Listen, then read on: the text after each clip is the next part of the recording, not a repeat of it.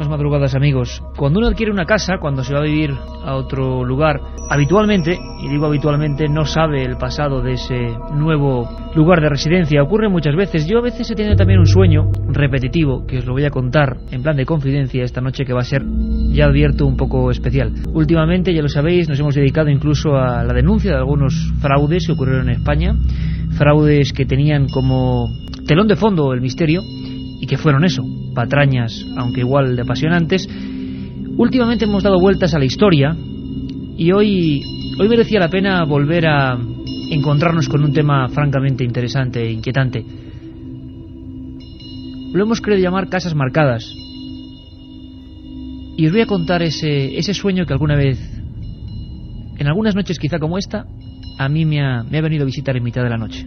¿Os acordáis de los crímenes del Jarabo, verdad? Hace bien poco, cuando hacíamos un especial sobre ejecutados en España, recordábamos las andanzas de este personaje, genialmente interpretado en La huella del crimen por el sin par Sancho Gracia. Ese hombre que en una noche de verano como esta, por ejemplo, en el mes de julio, asesinaba a 4 personas en Madrid. Bueno, pues ¿Alguna vez, Carmen Porter, buenas madrugadas? Buenas madrugadas, Iker. Porque vivimos relativamente cerca de ese lugar, nos hemos parado delante de ese portal, ¿verdad? Calle Lope de Rueda. Nos hemos parado justo delante del portal donde se produjeron los crímenes y también en esa tienda donde Jarabo fue el primero al que fue a atacar, a ver si estaba allí, donde dejó empeñadas las joyas, en esa casa de empeño que se encontraba en la calle Say de Baranda. Bueno, pues lugares marcados por el crimen, ¿no? Bien, pero sobre todo esa casa, no vamos a decir el número de la casa porque puede ocurrir como en mi sueño. Un cuarto piso exterior, un cuarto piso donde Jarabo entró repentinamente, acuchilló a la criada, le metió un disparo al dueño de la casa. En fin, uno de los crímenes más importantes de los últimos 50 años en España. Resulta que ocurrió que esa casa fue adquirida tiempo después y yo soñaba precisamente esta circunstancia. Alguien, por ejemplo ahora, en su cama, pone la radio. Eso lo veía yo en mi sueño y eso era verdad, ocurrió así. Estás escuchando las noticias y alguien en un programa, por ejemplo, de este tipo, te despierta. Estás tú solo en tu cama. Sintonizas un poco más alto y descubres, sí, Lope de Rueda número X, piso cuarto izquierda, exterior derecha. Es la casa que tú has comprado, donde Jarabo mató a 4 personas. Así que hoy, excepto cuando sea absolutamente imprescindible, Carmen, no daremos algunos datos muy concretos, porque realmente puede haber gente, aunque hay otras casas que no. Ha habido eso, casas marcadas. Vamos a hablar con forenses, con policías, con investigadores, con uno de los fundadores de la Policía Científica Española. Se han encontrado casas donde los crímenes se han ido repitiendo durante diferentes épocas, una macabra coincidencia, pero es que también ha habido casas... Bueno, ¿quién no recuerda, Carmen, nombres como Puerto Urraco, crimen de los Urquijo, crimen de la Katana, mucho más reciente, los macabros hallazgos del Mesón aquí al ladito, del Lobo Feroz, lugares que no han vuelto a ser habitados, lugares sobre los que pesa cierta leyenda, mito, fraude, creencia, superchería o realidad, o respeto, o que no nos gusta estar en una casa donde se ha derramado sangre, demasiada sangre. Fíjate lo que nos contaba el más prestigioso forense español y buen amigo de este programa, don José Antonio García Andrade, 4.000 autopsias en su espalda, y nos hablaba eso de casas marcadas. Es un fenómeno universal, porque la gente de alguna forma tiene miedo a la aparición y tiene un miedo importante a seguir viviendo donde se ha producido un hecho sangriento y sobre todo con estas características. Les cuesta mucho trabajo el vender esa finca, el vender esa casa, el volverla a habitar. De alguna forma todos tenemos miedo a ese personaje fantasmagórico, pero que de alguna forma lo estamos viviendo o lo podemos concienciar. La otra realidad. Milenio 3. En la SER. Yerey Martínez y don Antonio Bravo van a llevar esta nave del misterio. Una nave que hoy se convierte casi en eso, en receptáculo.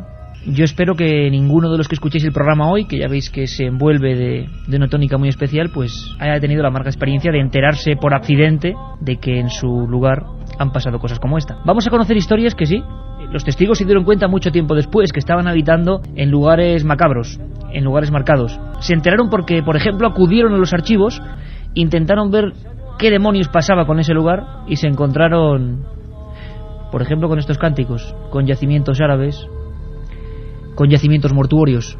Por ejemplo, en Belmed, ¿verdad, Carmen? En Belmed de la Moraleda empiezan a ocurrir fenómenos extraños, se excava, como ocurre en esta versión impresionante del Exorcista, el inicio de la película, ¿os acordáis? Y de repente se encuentran, claro, piezas del siglo X de una mezquita árabe funeraria. Es muy habitual que en muchos lugares donde hay supuestos, siempre comillas, por favor, fenómenos extraños, ha habido un pasado de arqueología, de muerte y de crímenes, ¿no?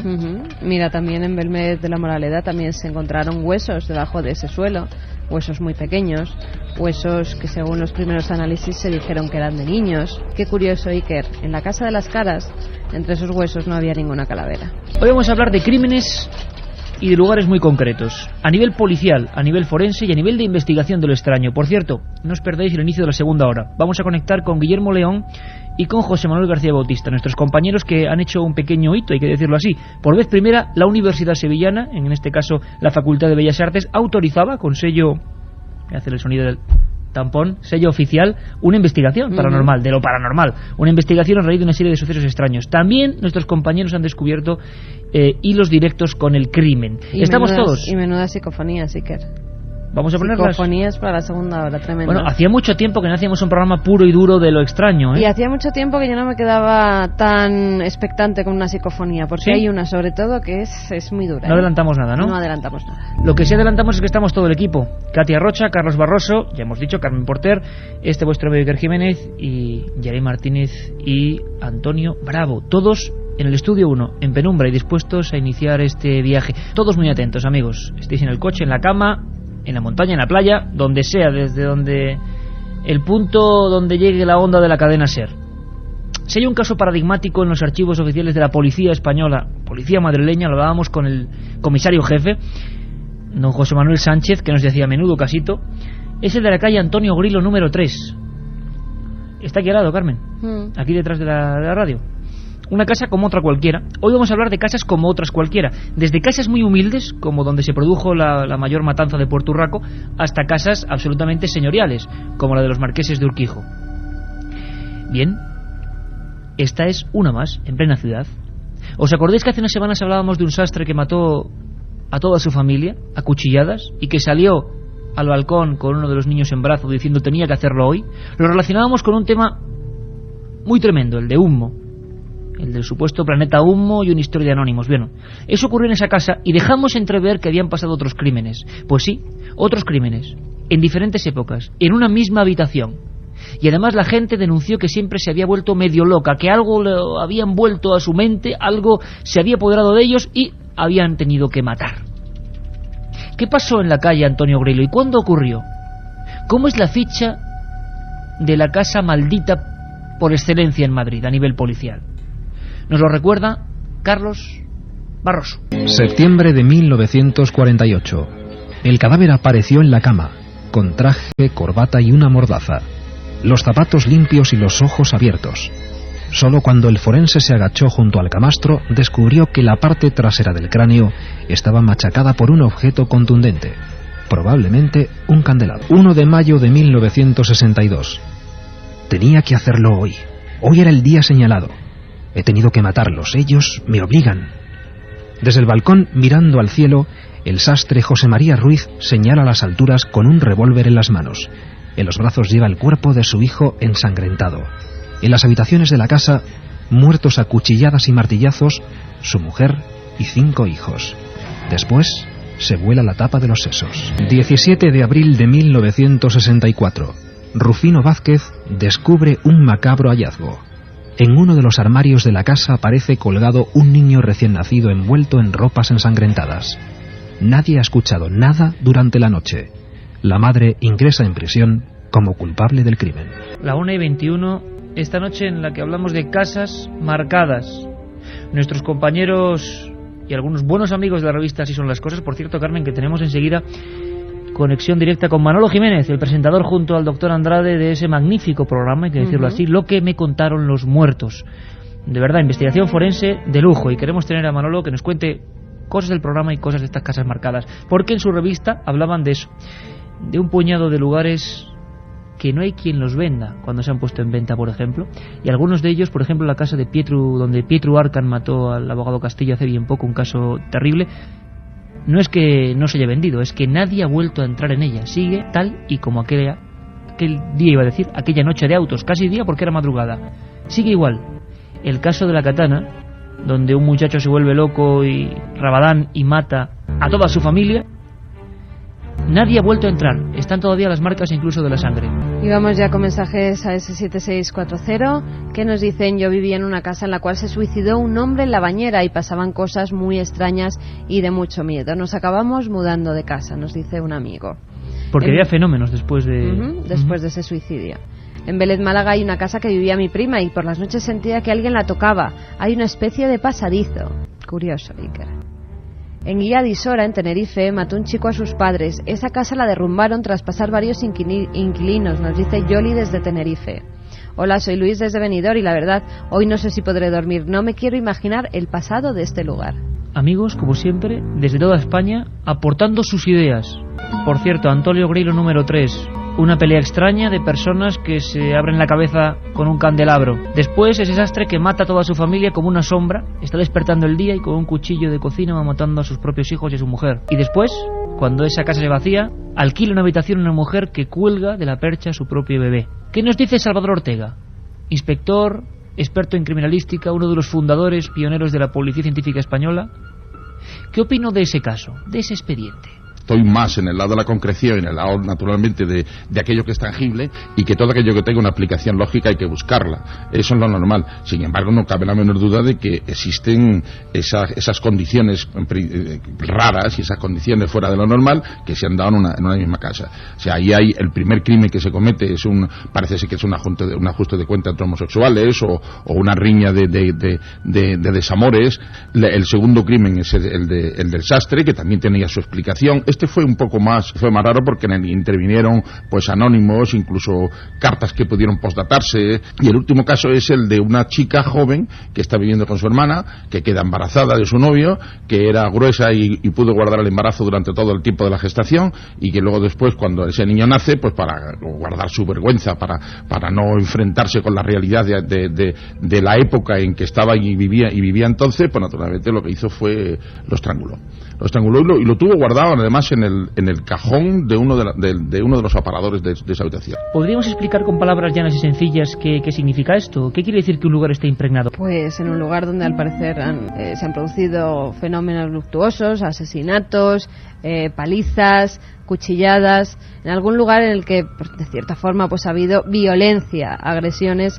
Según los espiritistas de la época, del siglo pasado y del siglo XIX, decían que podía ser que todo eso se quedara impregnado en el ambiente, en las paredes, y que luego, incluso con las psicofonías ya en el siglo XX, decía que esas psicofonías podían ser los gritos, los ecos de esos hechos luctuosos que se hubieran quedado en el ambiente. O sea, como decían al final Marconi y Edison, como si el aire, el éter, fuera una especie de disco duro o de cinta magnética donde se fueran quedando cosas. Son teorías, por supuesto, lo dejamos bien claro, teorías. ¿Qué opina un investigador policial de la talla de Salvador Ortega cuando se encuentra con estos fenómenos, con casas de crimen repetido, con casas donde nadie quiere vivir, con casas donde incluso muchos inquilinos llegan y sin saber por qué salen de allí huyendo como alma que lleva el diablo? Le escuchamos. Da lugar a pensar que efectivamente hay situaciones no explicables, y pongámoslos entre comillas.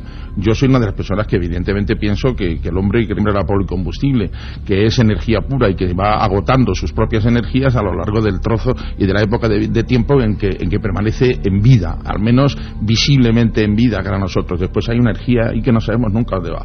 El hecho de poder pensar que existen energías negativas, negarlo sería absurdo. En pensar que existen, creo que da lugar y pie a ello muchas facetas de la vida en las que nos tenemos que enfrentar con ellas cara a cara. Luego, ¿cómo actúan? Es lo que no sabemos. ¿De qué depende? Tampoco lo sabemos.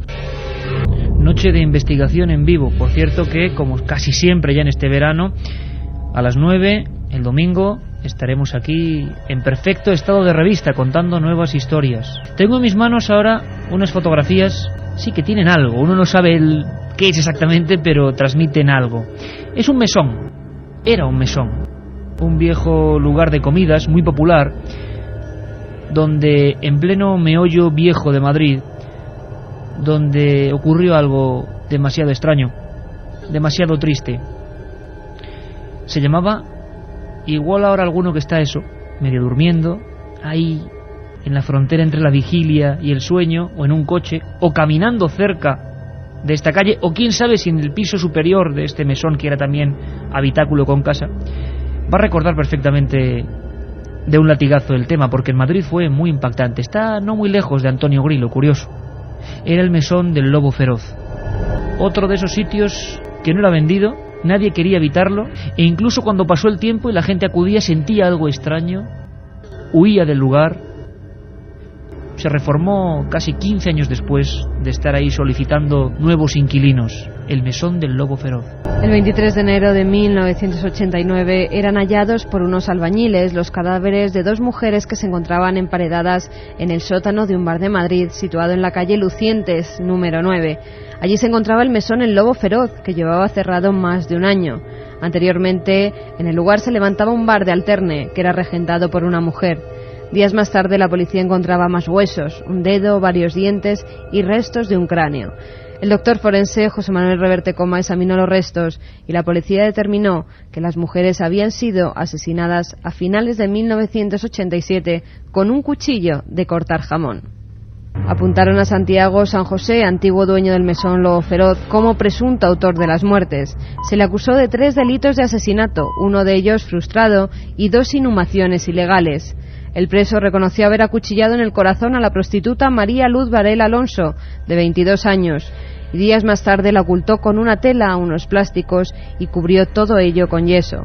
En ese mismo mes de agosto volvió a la calle de la Cruz para contratar los servicios de otra mujer, a la que invitó al mesón como había hecho con su anterior víctima. Allí volvió a utilizar el cuchillo jamonero para acabar con su vida, y una vez muerta la tapó con ladrillos y maderas. La última de las mujeres, Araceli Fernández Regadera, logró escapar de su agresor. Santiago San José fue condenado por la Audiencia Provincial de Madrid a 72 años y 4 meses de cárcel.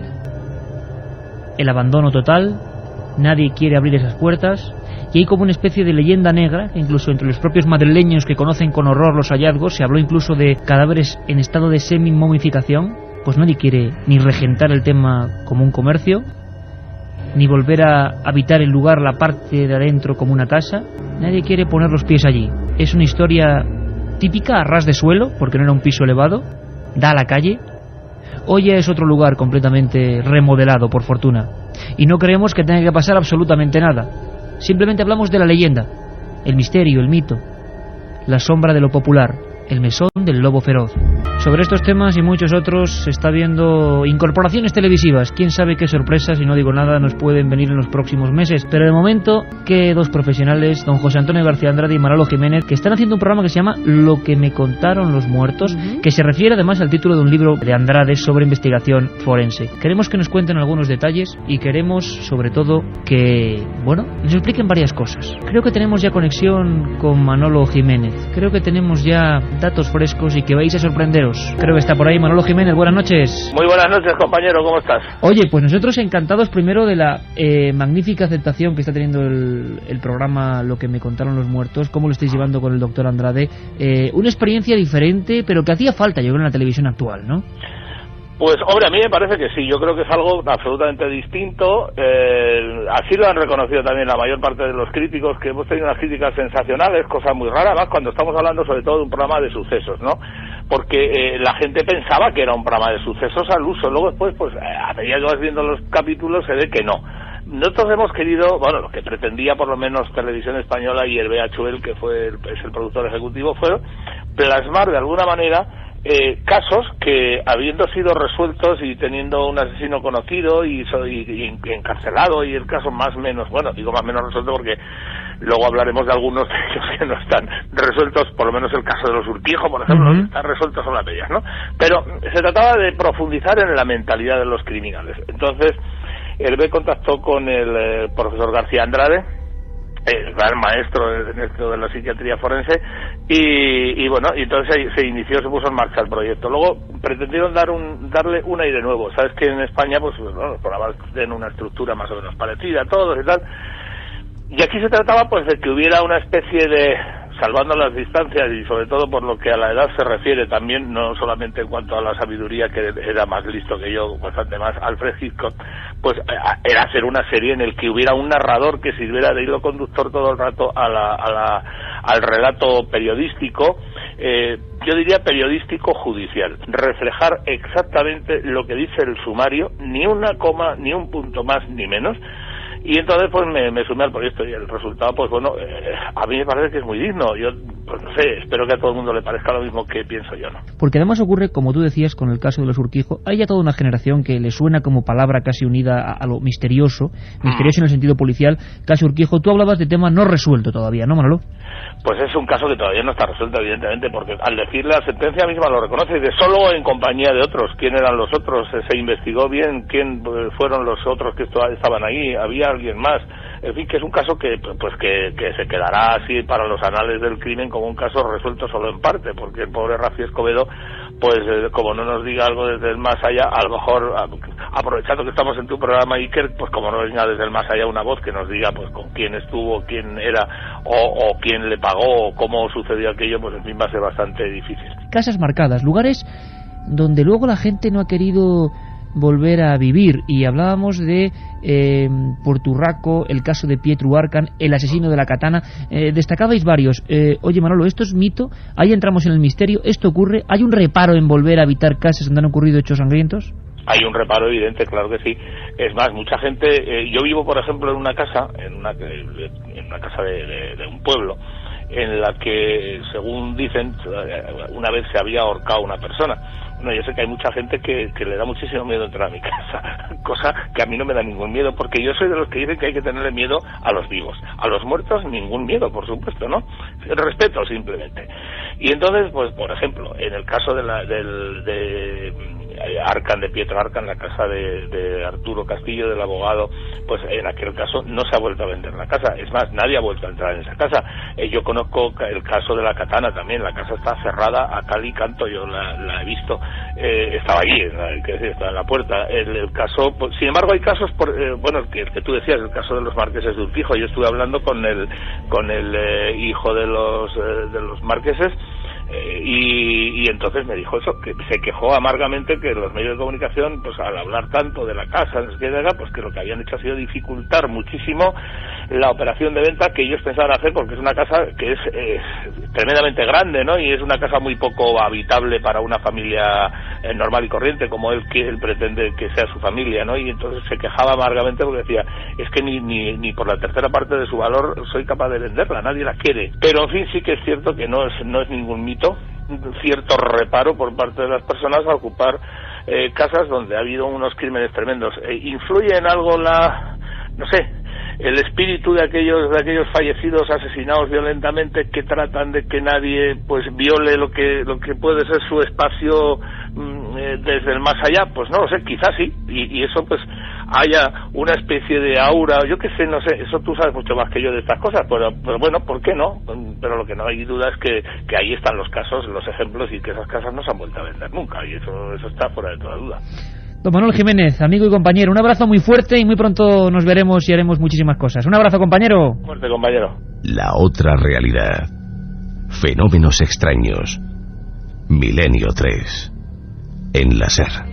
Aquí en el estudio 1, como siempre, todo en penumbra, y ya avisábamos de que era una noche muy especial, muy particular. Casas marcadas. Laura, que nos ha escrito a ese 7640, ya sabéis que sorteamos 3 CDs con los programas de Milenio 3, nos dice: hace tiempo vivíamos en una casa en la calle Guzmán el Bueno, en la que vimos cosas muy raras y hasta hicimos una psicofonía terrorífica. Allí había habido una muerte. Otro amigo nos dice: ahora mismo, y seguro que sin saberlo, hay una familia en un piso de alquiler en el Paseo Marítimo de Cádiz, donde el asesino descuartizó a su mejor amigo. En Serón, Almería, alquilé una casa donde se suicidó una pareja. Una noche escuché pasos y había una habitación en la que no se podía dormir, o enfermaba, nos dice Nuria. Ángel desde Murcia dice: en un hostal que ahora está abandonado mataron al dueño de 63 puñaladas. Yo hice psicofonías y se oyen voces y ruidos. Compré una casa hace 3 años, solo pude pasar una noche. Cuando entraba sentía una enorme tristeza y no podía parar de llorar. La verdad es que es impactante, porque como nos suele ocurrir, soltamos la vía del 7640 como el día, por ejemplo, que se ve algo en los cielos, pasado mes de junio, o por ejemplo el día que empezamos a hablar de supuestas leyendas, encuentros en la carretera, y aquí tenemos algo parecido, casas con misterio, y estamos recibiendo decenas, centenares de mensajes de amigos que han vivido experiencias. Y Carmen, se te acaba de ocurrir una idea que yo creo que puede ser importante, que me lo escribes aquí en un papel, y te digo que sí. Puede ser un buen formato para la próxima temporada, que vamos a empezar como un cañón. Cuéntalo tú a la audiencia.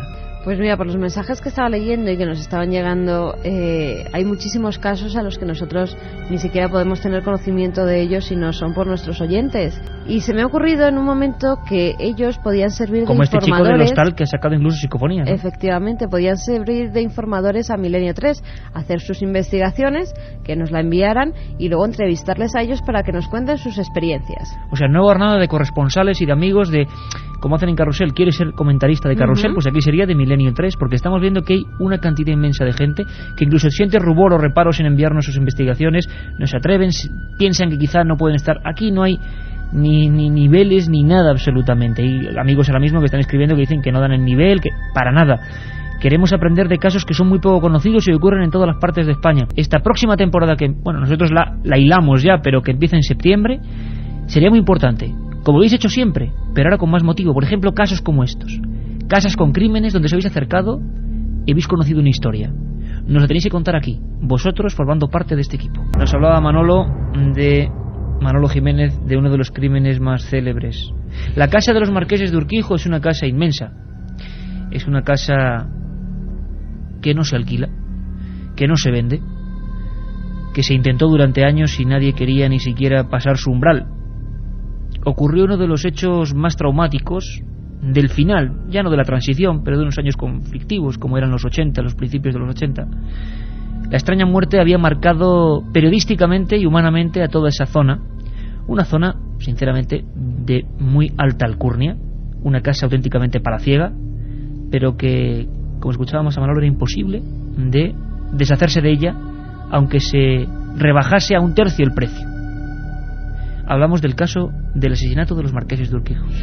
Y yo estoy seguro de que mucha gente, sobre todo la gente más joven, no sabe de qué estamos hablando. ¿Por qué un caso, estamos acostumbrados a todo tipo de tropelías, por qué un caso aparentemente limpio, silencioso, o sea, no con una hazaña excesiva, no con descuartizamientos como hemos escuchado, no con una katana, no como el crimen del lobo feroz? ¿Por qué tuvo tanta fama? ¿Qué pasó brevemente, Carmen? ¿Qué teletipo tenemos para contar a nuestros amigos sobre lo ocurrido en esa casa del barrio de Somosaguas? Si no me equivoco, una noche de julio, finales de julio, ahora justo hace 24 años, ¿no? Efectivamente, Iker, todos los hechos se produjeron en la madrugada del 31 de julio de 1980 al 1 de agosto. Ese día los Marqueses de Urquijo son hallados por su criada, por una de sus criadas, en su habitación en el chalet de Somosaguas, en Madrid. El marqués apareció muerto de un tiro en la nuca, su esposa de 2 disparos, uno en la boca y otro en la yugular. Los marqueses tenían 2 hijos, Juan, que estaba en Londres durante el asesinato, y Miriam, que estaba casada y recientemente separada, hacía 4 meses que se había separado de Rafael Escobedo. A los 3 meses de producirse ese asesinato es detenido Rafi Escobedo. Él llega a autoinculparse de esas muertes, luego diría que no, luego se desdiría en el juicio. El juicio se celebra 3 años después, en junio de 1983. El doctor García Andrade, el médico forense, ya sabéis, es uno de los que le atiende y dice que su teoría es que a Rafi Escobedo le asesinan, que él no muere. Es decir, que Rafi Escobedo en la prisión se ahorca. En el penal del Dueso. En el penal del Dueso se ahorca, absolutamente convencido de que ha sido una cobaya humana, de que hay una especie de hermandad o de grupo criminal del que no sabemos nada, no se les ha inculpado, y que son realmente los asesinos.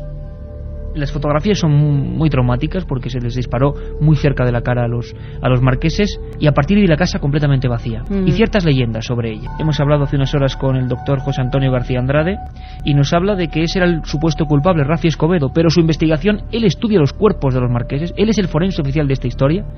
Su investigación le indica que no, que él no fue el que los mató. Le escuchamos. Yo pienso que no está resuelta. Pues ha pasado ya muchos años, me parece que son 20 años. 20 años son muchos años en la que ya se ocultan, desaparecen, se distorsionan una serie de pruebas que no se van a volver a aparecer.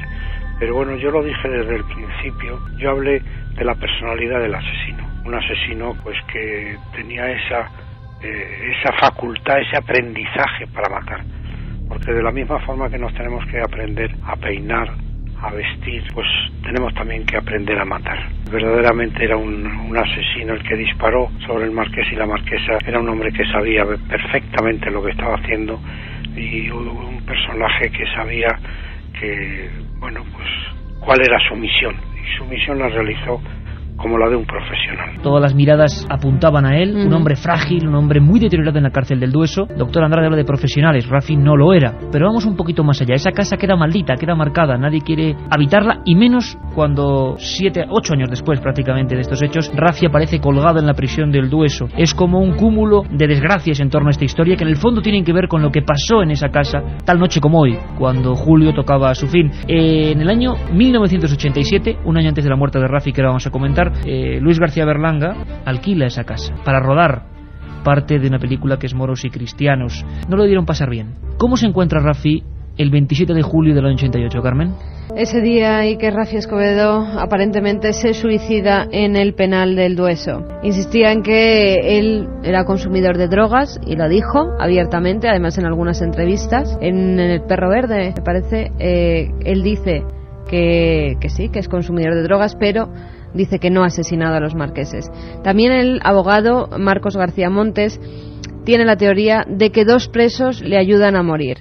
¿Por qué? Porque Rafi se encontraba inconsciente cuando le cuelgan. Él aparece ahorcado de unas de los barrotes de su celda, pero según tanto el forense como el abogado Marcos García Montes dicen que alguien le ayuda a morir, que alguien le ahorca a Rafi Escobedo. Bueno, la última entrevista con Rafi Escobedo fue para esta casa. La hacía Matías Antolín, que hoy compañero que está en otros medios informativos, en otras emisoras.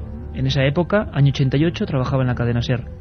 Obtuvo un permiso para entrevistar a Rafi de una manera dramática. El archivo de la SER ha funcionado y escucha a Carmen cómo describía Matías Antolín el lugar donde apareció Rafi muerto. Ha llovido, nevado, granizado incluso, desde que fuera detenido Rafi Escobedo como presunto autor de la muerte de los marqueses de Urquijo.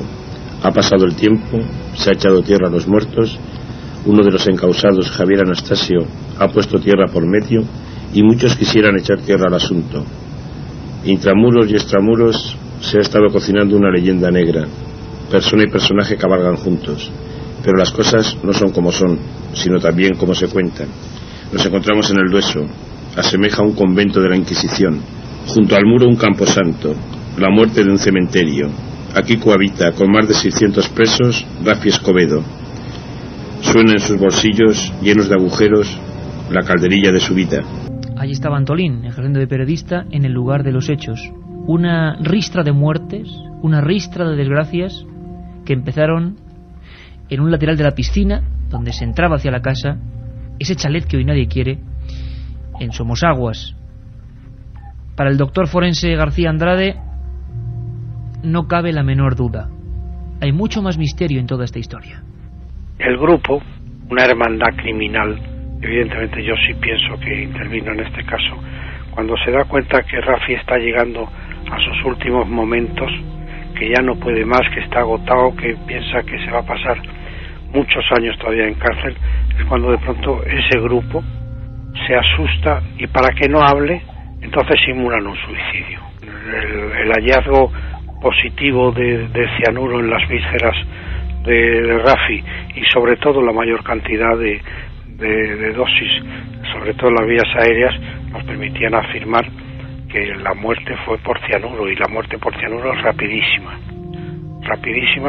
y no le da tiempo a colgarse y suicidarse. Por supuestísimo que dedicaremos un programa especial a este crimen misterioso sin resolver de esa España convulsa de los 80. Un crimen que, como repetimos de nuevo, empieza en un lugar. Rafi Escobedo apareció colgado. Así acaban todas las rumorologías y el caso se cierra, pero aquí en Milenio 3 reabrimos las cosas. Matías Antolín, como decimos, entrevista, realiza las últimas preguntas a Rafi Escobedo allí en el penal. Este es Rafi Escobedo poco antes de morir. No sé muy bien qué es lo que decir, qué puedo contar, pero creo que la mejor forma es empezar saludando. En verdad, empezar diciendo eso de buenos días. Para otros, para mí por ejemplo, esos días más que días son noches, y como noches, que son, están repletos de oscuridad, de soledad y de tristeza. Y ahora tengo que contaros algo, deciros algo. Y no sé muy bien qué deciros, porque no sé si vale la pena decir algo o no decir nada. Realmente lo único que me gustaría sería poder cambiar todo lo malo que hay en este mundo, todo lo que funciona mal. Pero me parece que eso es imposible. Esto no tiene arreglo. Por eso hay que vivir, que son 2 días. Matías Santolín para el programa Vivir, que son 2 días. Hace ni más ni menos que 16 años, Carmen, ponía el micrófono amarillo, este mismo, y hablaba con esa persona. Pero las casas, la historia de casas misteriosas continúa ahí por toda España. En Extremadura, por ejemplo, se habló, Carmen, de una casa que sangraba. Ocurrió en Arroyo de la Luz. En 1985, al parecer, de las paredes de una vivienda de ese pueblo extremeño surge sangre, manchas de sangre. ¿Os imagináis algo más macabro? ¿Os imagináis algo más extraño? Julio Barroso, nuestro compañero investigador extremeño, siguió esa historia. Escuchad muy atentamente. Repentinamente empezó a brotar sangre de la pared de una habitación y una vez allí esa sangre caía y recorría parte de la casa. Comentaba lógicamente que quien descubrió esa sangre fue su mujer Dolores Castaño esa noche, esa madrugada, y que salía de la habitación de Mapsi y Felisa. Ella decía a la mujer que encendió la luz del cuarto y noté que estaba pisando una sustancia viscosa. Yari Martínez, Antonio Bravo, con los sonidos, con la magia que nos hace casi visualizar esa escena. Año 85, Arroyo de la Luz. ¿Qué estaba ocurriendo? La investigación, incluso por parte de la familia, según nos cuenta Julio Barroso y según publicó en su día la prensa extremeña, era decir que era un fenómeno paranormal. Pero a veces el misterio es mucho más intrigante, mucho más truculento. Julio siguió investigando. Manchas de sangre que intentaban ser enyesadas de nuevo y volvían a aparecer, como clamando justicia. Crimen y misterio, una vez más, como siempre, unidos. Algo parece ser que se ocultaba. Yo luego, en los años 90, seguí una investigación, un rastro, porque me entrevisté incluso con el propio protagonista. Se vivieron los acontecimientos en la calle Gabriel y Galán número 28, incluso las pistas del alcalde, que también estuvo presente.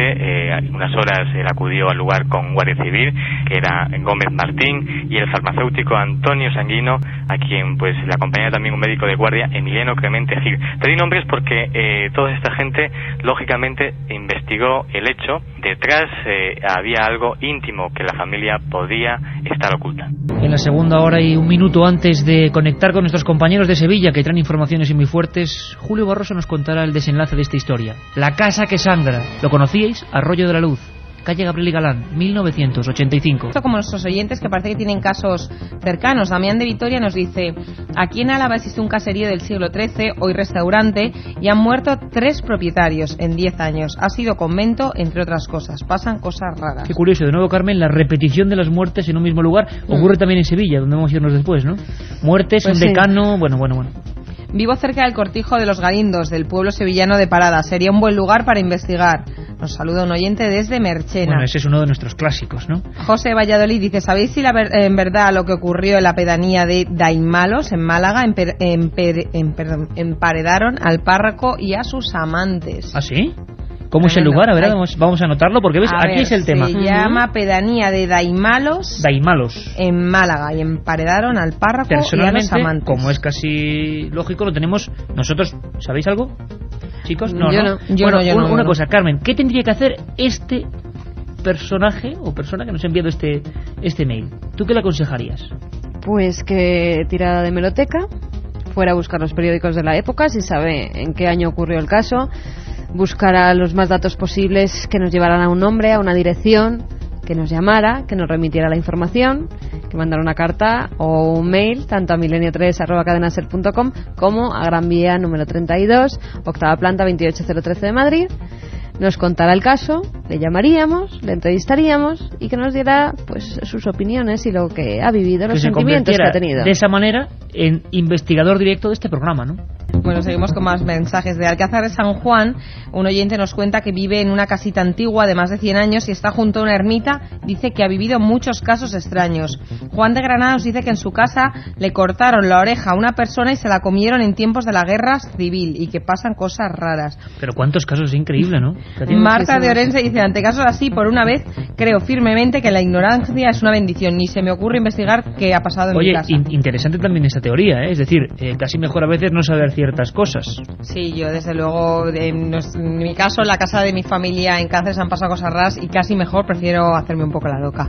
En un pueblito cerca de Madrid existe una casa que cada vez que pasas por su puerta, esta se mueve. Estás y en nerviosa, ella murieron eso es tres personas. El efecto de las casas. Sí, a mí estos temas me ponen muy nerviosa, porque algo me ha pasado y me pone muy nerviosa. Bueno, dice que han pasado cosas raras, que murieron 3 personas en años diferentes. De nuevo, las muertes que se repiten. Otro oyente nos dice que a 500 metros de donde está trabajando, están actuando los chichos. Eso sí que es paranormal. Bueno, sí, es un poco para darle un poco de humor. Menos mal, sí, además que los pusimos hace bien poco en ese programa de bandolerismo. Estuve de vacaciones en una casa de un pueblo cerquita de una iglesia. Tenía un pasadizo tapado hacia el claustro de la iglesia, desde donde se oían sonidos raros. O sea, de nuevo también en los emparedamientos y los elementos religiosos, monjas, conventos, también hay mucha leyenda urbana con esos pasaditos, suicidios, ¿no? También. Sí, están llegando muchos temas de suicidios. Mira, Luis de Cuenca nos dice: en mi casa antigua se suicidó un hombre electrocutándose en la bañera. Fíjate qué muerte más terrible. Cuando estoy en el baño se sentía una presencia extraña. Bueno, hay oyentes que se ofrecen hasta para comprar casas. Que demos algún teléfono si alguna de estas casas está en venta, que le estaría encantado de comprarlas. Mira, la de Belmed está en oferta. Fíjate, Dani de Sevilla tiene un hijo de 3 años y dice que nunca se duerme si uno escucha antes Milenio 3. Pues no sé si el tema está hoy como para un niño de 3 años. Hoy la verdad es que el tema está ¿Será fuerte. él el que no se duerme, no el niño? Bueno, vienen los compañeros de los servicios informativos y luego volvemos con muchas sorpresas, muchísimas. Seguir pendientes. Julio Barroso ha investigado un hecho absolutamente misterioso que copó la información regional en Cáceres. Arroyo de la Luz, las paredes sangraban. Se intentó disimular, pero cuando no se pudo ya se habló de fenómenos paranormales y un entorno de silencio. La investigación de nuestro compañero iba poco a poco dando ciertos frutos. Al final, como vemos y como escuchamos, nos encontramos con una de esas historias que superan cualquier ficción. Cuando yo llegué al farmacéutico, él lógicamente me habló que recordaba haber examinado esa sangre y que los coágulos de sangre a través del microscopio se podía ver que era sangre humana. Y este ya me informó lógicamente de un médico de cabecera que me iba a dar todas las pistas de lo que allí ocurrió. El doctor Pedro Romero era el médico de cabecera de la familia que estuvo en todo el suceso. Parece ser que la niña Felisa había mantenido, lógicamente, una relación sentimental con un chico del pueblo. Ella había quedado embarazada y eso no iba a quedar muy bien ante los padres y en relación pues a toda la opinión pública de Arroyo de la Luz. El médico de cabecera lo que me comentaba es que ella había abortado además, no tendría ni un mes el feto. Y lógicamente tendría que ayudar psicológicamente también a la joven, que tendría unos 14 o 15 años en aquel momento. Y bueno, ella fue auscultada de tal modo que parece ser que se confirma la posibilidad de una interrupción forzada, es lo que comenta el médico, y yo escribo en el artículo que escribimos, de la gestación de la joven. Y ahí está posiblemente la versión que yo puedo aportar sobre este suceso que fue convulsivo en la sociedad extremeña.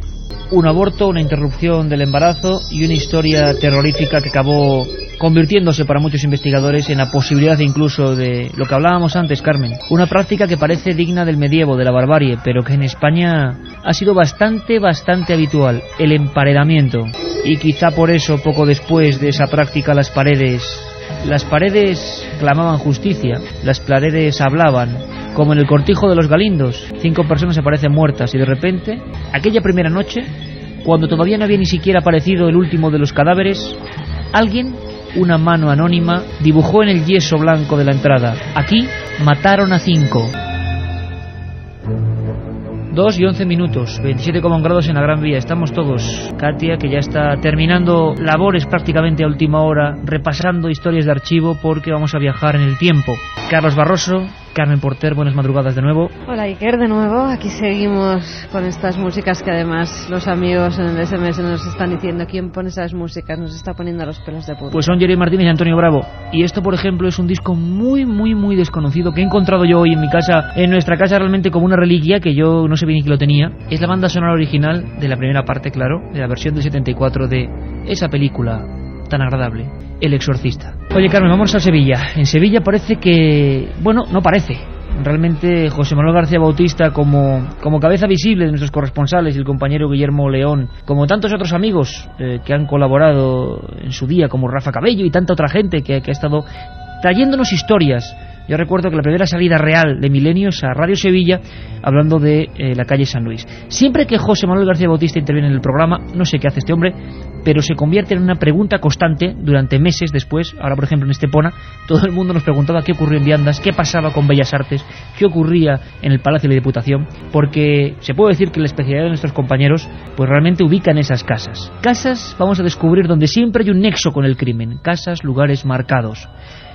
Sabéis que Milenio nunca os deja con la miel en los labios y que podemos tocar un tema y de repente la gente se va preguntando por qué en 3, 4, 5 semanas, 6, 2 meses puede que tengamos silencio absoluto.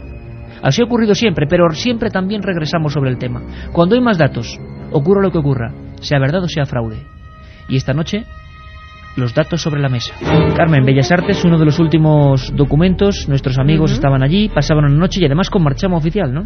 Claro que sí, que era además también todo el equipo de Milenio 3 y Mariano Revilla, el jefe de programas de la cadena SER, pudo estar allí cuando fuimos a hacer el programa del restaurante Viandas. Pues no hay mejor guía que la gente propia de Sevilla, y en este caso fueron José Manuel García Bautista y Rafael Cabello, que nos llevaron pues por toda... Y Jesús Conejero. Y Jesús Conejero nos llevaron por toda la universidad, donde al parecer ellos ya estaban investigando porque pasaban cosas raras. Yo me acuerdo de unos viejos archivos, una pintura misteriosa que al parecer aparecía y desaparecía, las taquillas de hierro, de esas que estaban todas medio abiertas. Decían por las noches los vigilantes que se oían los ruidos de esas taquillas abrirse y cerrarse, algo pasaba. También una figura fantasmal, un espectro, que se aparecía por esos pasillos de la Universidad de Sevilla. Y como siempre, y que quede bien claro, el equipo de Milenio ni quita ni pone, y nuestros corresponsales tampoco. Solo son misterios, algunos tienen explicación. Mucha gente dice, ¿por qué matáis la magia, por ejemplo, del 25J? Cuando descubrieron nuestros compañeros que podía tratarse prácticamente seguro de un satélite militar, ¿no? Porque, como decía Germán de Argumosa, y lo repito aquí, yo soy muy amigo de usted, pero más de la verdad. Y nosotros vamos a contar la verdad. Si de momento no podemos llegar a ella, dejamos la cosa en pendiente y continuamos. Los sonidos son siempre la base de Milenio. Sonidos como estos, cuando el equipo de José Manuel García Bautista y Guillermo León instalaban videocámaras en esa noche de vigilia, noche de misterio, amigos todos atentos. Bueno, pues este era el sonido, el latir de ese momento. Todo grabando y pasaban cosas. La cámara ha registrado un movimiento de algo neblinoso, algo etéreo, que girando la esquina ha seguido en dirección a lo que es vamos a llamarle la nave central de la cripta, ¿no? En dirección precisamente hacia donde los testigos dicen haber visto esa sombra espectral que identifican con Cecilia Bob de Faber y Fernán Caballero. ¿Dónde queda?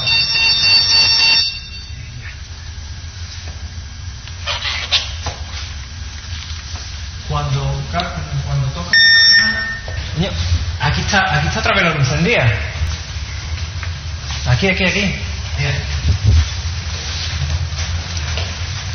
Y un mensaje que llega especialmente para Antoni y para Geray, ¿no? Preguntándoles por algo del estudio. Ellos son los técnicos y siempre están por el estudio. Pues sí, además un mensaje inquietante que yo me he quedado alucinada al verlo, como surgía en la pantalla. Un amigo que no firma nos dice: ¿habéis encontrado ya a ese pintor emparedado en el estudio 1 de la cadena SER?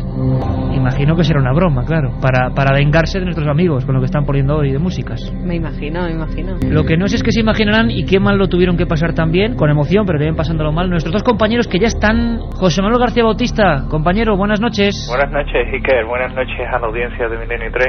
Como siempre, encantados de que vuelvas a esta que es tu casa. Oye, ¿cómo os encontrabais en ese momento en que empezaban a saltar las alarmas? Más de una vez te ha pasado, ¿no? Pero ¿cómo era ese momento en Bellas Artes? Pues realmente inquietante, Iker, porque tú sabes lo grande que es aquello, tú has estado con nosotros investigando allí, y realmente cuando, te ves azotado por un sinfín de sensaciones y te estás enfrentando a algo que desconoces, que realmente no sabes por qué está sucediendo, y lo grande que es aquello, todo en oscuridad, todo en penumbra, y saltando alarmas, recogiendo cosas, ¿no? Con las cámaras, pues tienes una gran inquietud, y rozando con el miedo, pero hay algo que te impulsa a seguir, ¿no? Y a seguir investigando y a seguir enfrentándote con el misterio.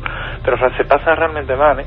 Se pasa realmente mal, y tú además en estas 3 temporadas de Milenio, perdona que os ponga una sonrisa, José, porque es que junto con Francisco sin duda eres el reportero que más mal lo ha pasado de este programa, en el buen sentido, porque siempre has traído la información. Guillermo León es otro de esos amigos que está trabajando codo con José Manuel, otro de nuestros corresponsales, y que además por su oficio y por su profesión igual que José Manuel, muy interconectado con la tecnología.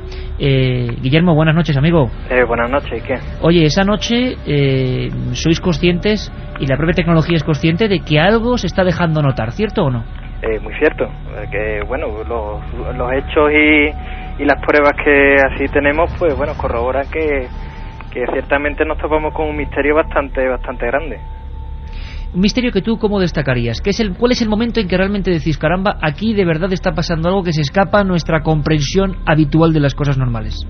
Pues si te soy sincero, un par de semanas antes de, digamos, la noche famosa que estuvimos en Bellas Artes, pues estuvimos Jesús Conejero y José Manuel, estuvimos en Bellas Artes, ¿no? Bueno, pues tomando unos planos y demás con las cámaras, y hubo un momento, bueno, que estuvimos en la cripta, en el Panteón de Sevillanos Ilustres, y bueno, creo que tenéis por ahí el documento sonoro, no sé si lo pondréis, en el momento que está José Manuel indicándome, pues bueno, una situación donde íbamos a poner unas cámaras, ¿no? De infrarrojo.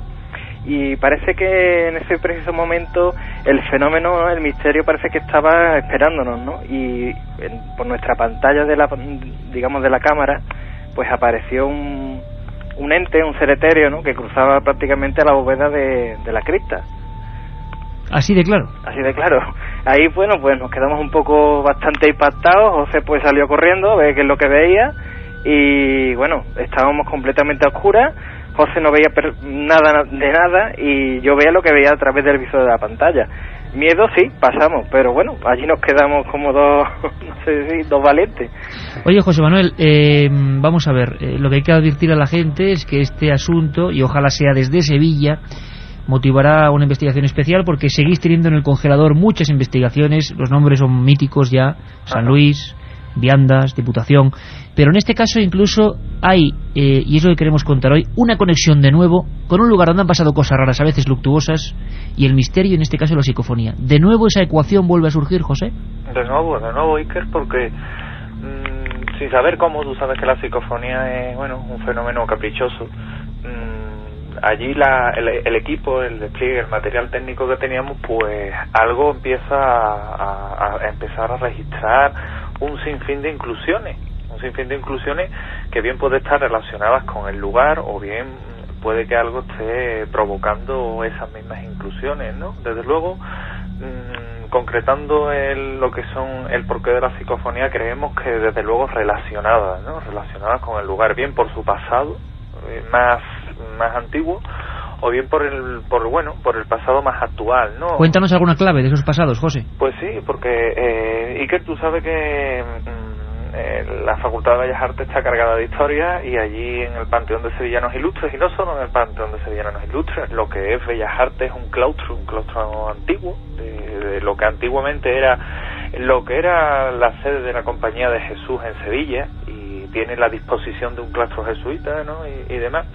Y aquello, hay una serie de tumbas abajo, y hay en concreto un escritor, Fernán Caballero, que no es más que Cecilia Voz de Faber, que está enterrada allá abajo, y se dice, y nosotros por lo menos lo que tenemos grabado nos indica que efectivamente es así, que esta mujer se manifiesta allí abajo, e incluso se sale a dar un paseo espectral desde lo que es la gruta o el Panteón de Sevillanos Ilustres a lo que es todo el claustro, ¿no? Aparte de eso, el sitio se también sirvió para enterrar a los mismos hermanos jesuitas que estaban por allí enterrados, y cuando se acometieron las obras de los sótanos y demás, pues hubo cuerpos que salieron y demás.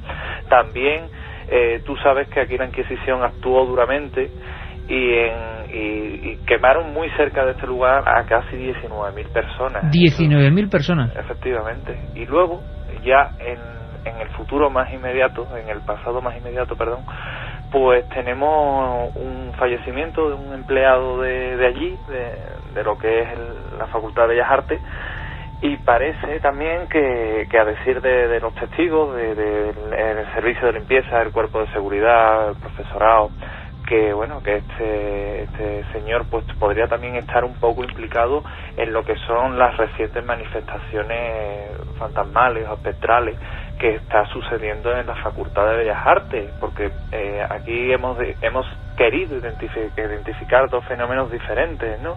El que está causado por ese fantasma del pasado que pudiera ser Cecilia Bau de Faber, y el fenómeno que está causado por este empleado fallecido que tiene otra localización geográfica dentro de la misma facultad y que desde luego está haciéndoselo pasar muy mal a lo que son los empleados allí. La repercusión en Sevilla fue espectacular, toda la prensa hablaba de esos fenómenos, vamos a llamarlos así. Luego cada uno, como siempre, la interpretación es absolutamente libre. Nosotros lo que hacemos es investigar y ofreceros la información, como decía José Manuel y como decía Guillermo, que muchas veces se troca en asunto psicofónico. Hacía tiempo que no poníamos este tipo de material en Milenio 3 y queremos que haya mucha atención. Carmen ya está recogiendo preguntas, 1640 para nuestros compañeros.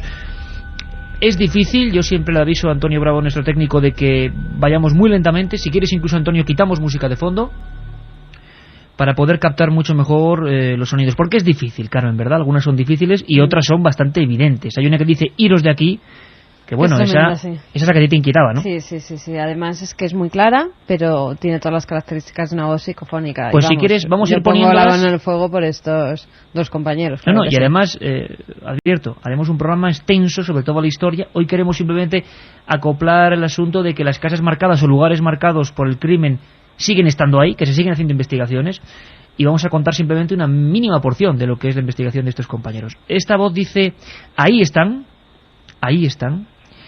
Está repetida, no está repetida, está puesta una sola vez, así que, Antonio, la ponemos una vez y luego la volveremos a poner.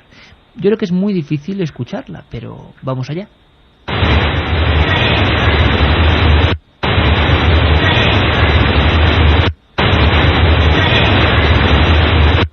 Ahí están. ¿Tú lo oías, Carmen? Era como una voz de niña o algo así, ¿no? Sí, que se mezclaba además con el ruido de la grabadora y parecía un susurro. Ahí están. Por eso, niña. Un susurro. Y la gente dirá, bueno, casi no se oye. Bueno, esperaos lo que viene. Guillermo, sí. ¿Ahí están? Ahí están.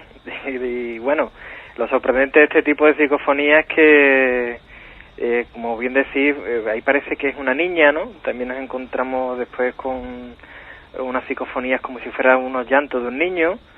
Y bueno, y la más clara que la que comentáis vosotros, y algunas más que bueno, que son bastante bruscas, ¿no? Es un fenómeno bastante extraño. Por ejemplo, lo que vamos a escuchar ahora, amigos, y la gente está ya, me gustaría saber también qué oyen ellos, porque siempre que soltamos a la interactividad de la gente una psicofonía, hay diferentes interpretaciones. Pero ahora sí que vamos a prepararnos bien, porque esta nos ha sorprendido mucho, y sobre todo, como decía Guillermo, por la irrupción casi violenta.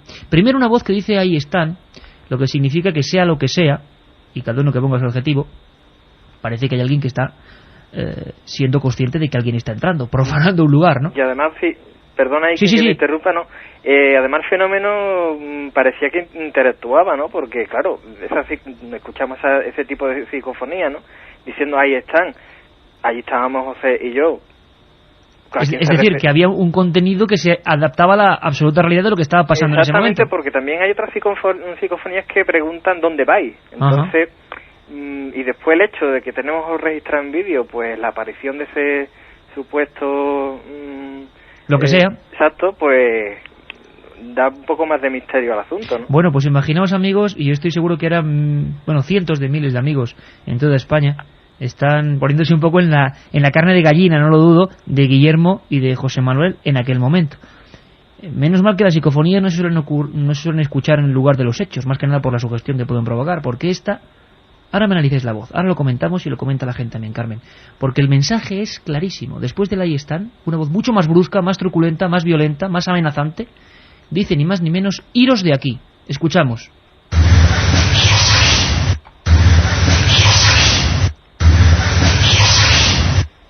Muy metálica, ¿no? Iros de aquí. Iros de aquí. Vamos a escuchar otra vez, Antonio. Vamos a ver si podemos recuperarla. Muy metálica, yo creo que es clarísima. A través de los cascos lo estamos escuchando con una fuerza tremenda. Lo ponemos de nuevo.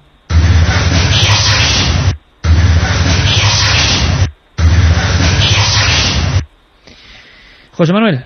Tremenda, ¿eh? Tremenda. ¿Con qué, por cierto, con qué? Porque la gente le está preguntando, Carmen, ¿con qué tecnología se ha sacado? ¿No? Si analógico, digital, ¿con qué exactamente estas habéis obtenido? Esta en concreta en en analógico, con lo que son grabadoras de microcassette, con el micrófono totalmente independiente de lo que es la grabadora y convenientemente aislado, con lo cual tú sabes que se garantiza en cierta forma que el sonido, bueno, está bastante amortiguado en lo que es el soporte magnético de la cinta, para que, bueno, evitar que haya, bueno, grabaciones accidentales. ¿Lugar exacto, José Manuel?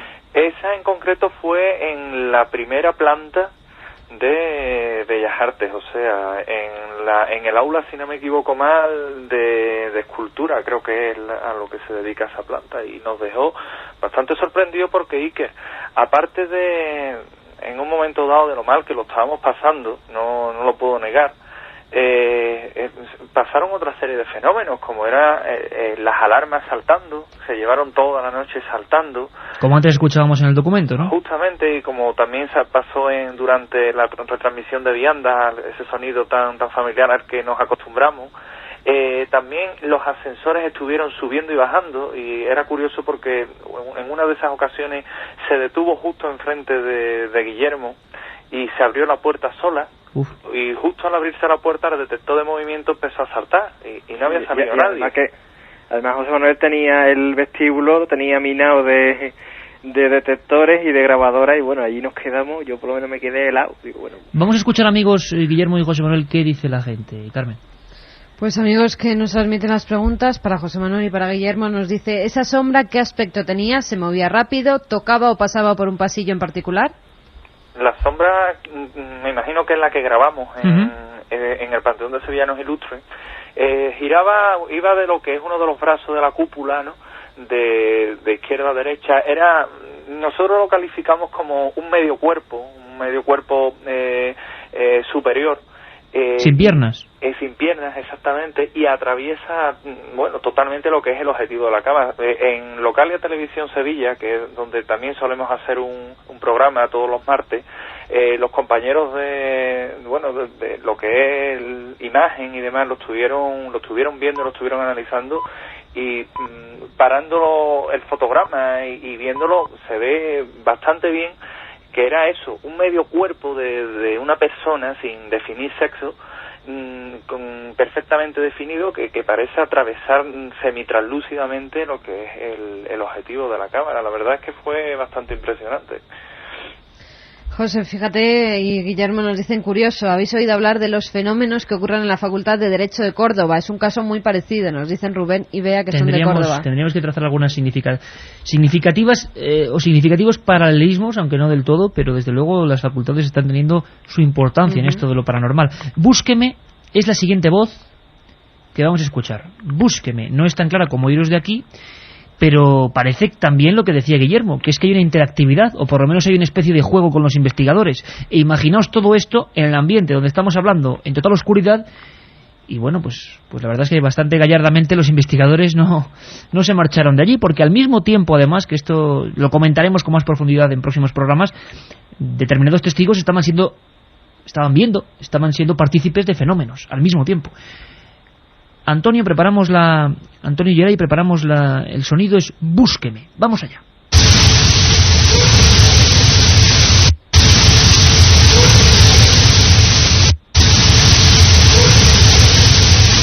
Mucho más difícil de escuchar, pero parece un niño, me ha parecido un niño que dice Búsqueme, de repente, una mujer. ¿no? Búsqueme. A mí me ha parecido voz de mujer. Antonio, ¿podemos recuperarlo otra vez? Búsqueme. Claro, lo que pasa es que el sonido de fondo es fuerte. Búsqueme. Vamos a ver si lo escucháis ahora.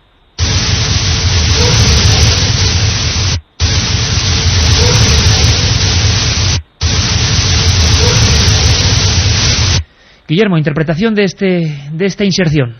Pues ¿crees que está identificada como Búsqueme? Sí, yo creo que habla por sí sola. Lo que pasa es que, hombre, es un poco difícil de hacer al oído, pero no tiene... Claro, aquí por cascos lo oímos fenomenalmente, pero sí. En receptor no sabemos cómo saldrá. Yo, aquí personalmente lo escucho bastante bien. Una cosa sí os quería comentar, hombre, también depende del soporte, lo que comentaba antes José, ¿no? Que grabando con cámaras digitales o con dispositivos digitales, digamos que el ruido de fondo es prácticamente cero, y entonces hay psicofonías que sí son bastante más claras.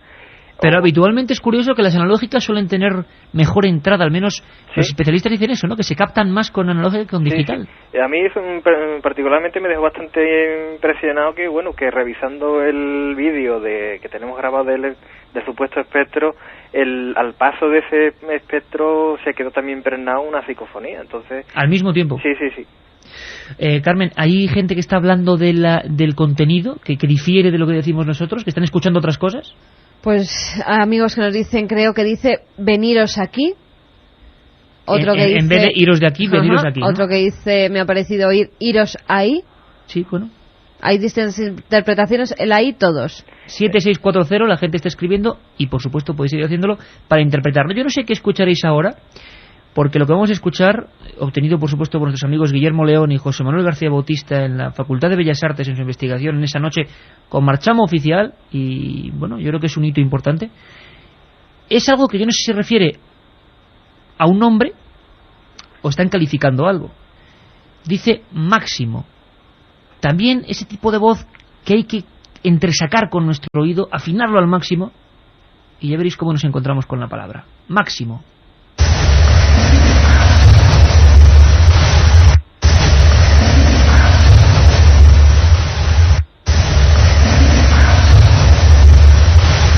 Muy difícil de escuchar, ¿verdad? Máximo. Sí, pero yo antes escucho algo. No sé identificar qué es lo que es, pero antes pero esta voz es completamente distinta, ¿no? Como un poco atormentada. Máximo. Vamos a ver si lo escuchamos con ese tono exactamente. Máximo.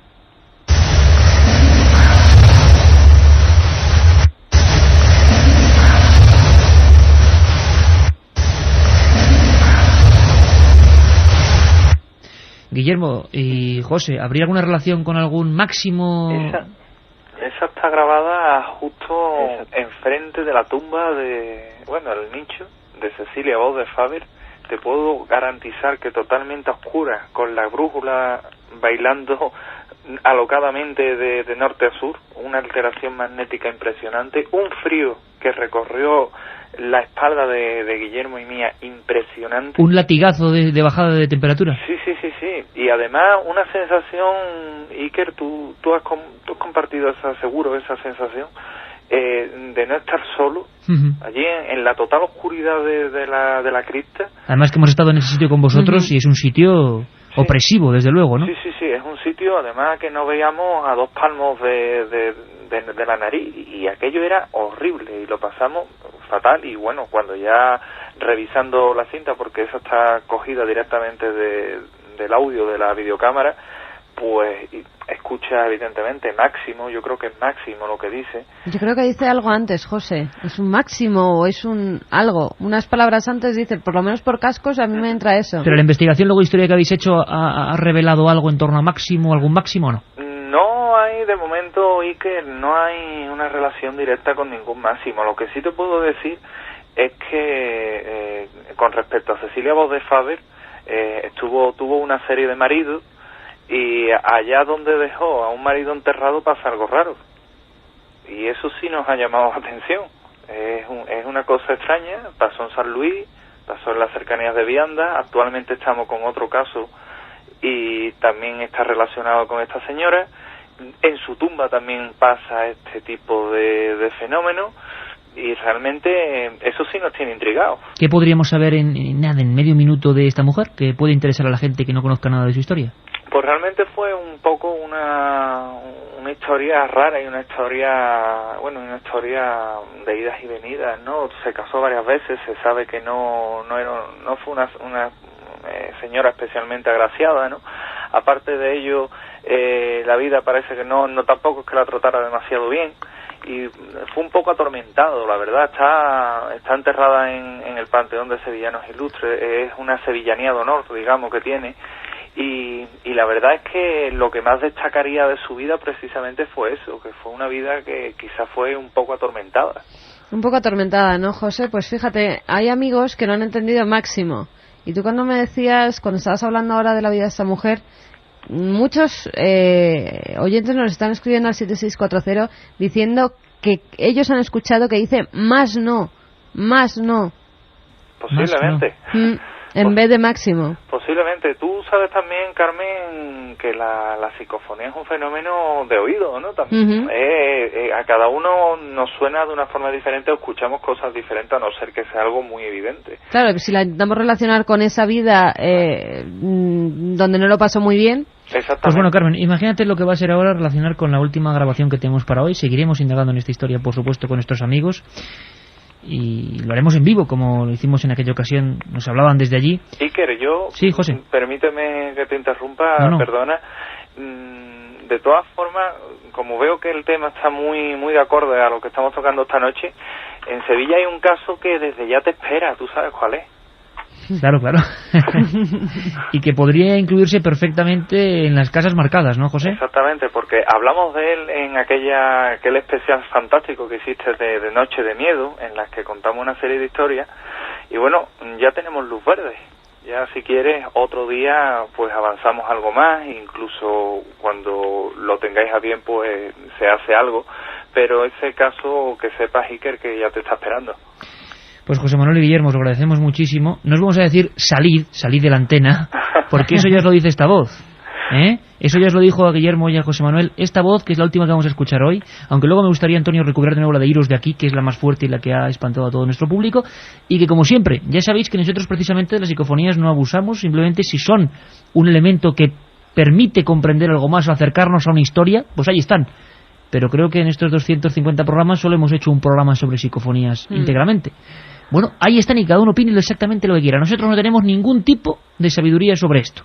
Es un material que interesa al ser humano, que inquieta al ser humano, a nuestro hermano el hombre, y por eso lo ponemos.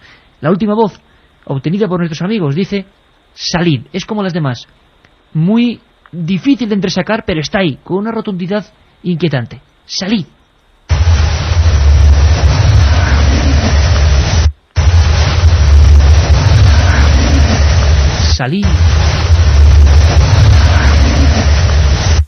Salid. Guillermo, ¿Sí? ¿Y salisteis de allí después de esto? Hombre, la verdad es que... Por lo menos salisteis bien. Sí, salimos bien. En esta ocasión a José no le ocurrió nada porque... Sí, no como en viandas. Sí, bueno, porque últimamente cada vez que tenemos alguna cosa entre manos le ocurre algo a este hombre, pero bueno, no, salimos bien y bueno, después nos quedamos bastante sorprendidos del material que llevábamos, ¿no? Vamos a ver, porque hay una cosa inquietante, le está diciendo a Antonio que no podemos irnos, la gente lo está reclamando, sin volver a escuchar esa voz que quizás sea la más clara. No quiere decir que sea la mejor ni la peor, porque puede que haya contenidos mucho más interesantes en esas que son tan difíciles, pero claro, esta de Iros de aquí, primero, expresa quizás lo mismo que salir, es como una orden, es como un mandato, y realmente, bueno, decían los viejos expertos y los que saben de estos temas que no era bueno nunca escuchar una psicofonía en el lugar de los hechos, pero yo creo que lo decían no porque se vaya a parecer nada, no sabemos qué son las psicofonías ni si tienen relación con lo extraño para que se aparezca algo delante de nosotros, más bien yo creo que va enfocado a que, claro, si uno hace una psicofonía en un lugar tan abrupto como puede ser un monte, como puede ser un sitio escarpado, un risco, o incluso un sótano como donde estaban nuestros amigos, pues hombre, la salida puede hacerse, porque todos somos influenciables, de una manera absolutamente, bueno, descontrolada, y puede haber un peligro físico, pero físico, no espiritual. Repetimos esa voz para despedir a nuestros amigos que dice: iros de aquí.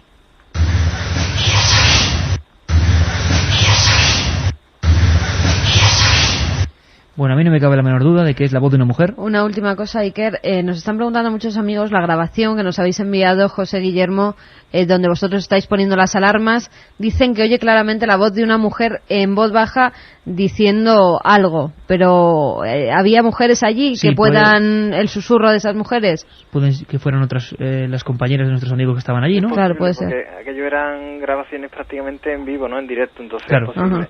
Yo los quería puntillar una cosita muy breve.